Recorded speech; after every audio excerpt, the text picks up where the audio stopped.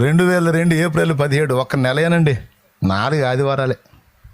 నెల అంటే నెల రోజులు పోయాను అనుకోవద్దు, 4 ఆదివారాలు చర్చికి పోయి ఇట్నే కూటం పెట్టి పిలిచారు. బాయ్ బాప్తీసం పొందేవాళ్ళు ఎవరు, పాపాలు గడిగేసుకునే వాళ్ళు ఎవరు, రండి, యేసు రక్తము నీ కోసం చిందించబడింది ఎల్ల మానవుల పాప ప్రక్షాళన కొరకు, ఇదిగో యేసయ్య ప్రాణం పెట్టి తిరిగి లేచాడు, నిజమైన దేవుడు ఆయన నమ్మితే రా, నీ జన్మ కర్మ పాపాలు కడిగేసుకో, పరిశుద్ధపరచబడు, పరిశుద్ధాత్మను పొందుకో, ఇక ఆయన కొరకు సాక్షిగా బ్రతుకు, రాకడకు సిద్ధపడు, యేసయ్య 2వ రాకడలో వస్తున్నాడని. వచ్చేసింది వాయిస్, దేవుని స్వరం. ఇప్పుడు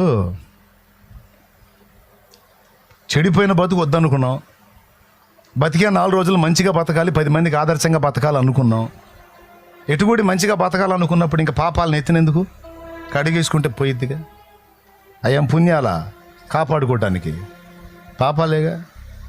అర్థమైపోయింది, నేను పాపినని అర్థమైపోయింది.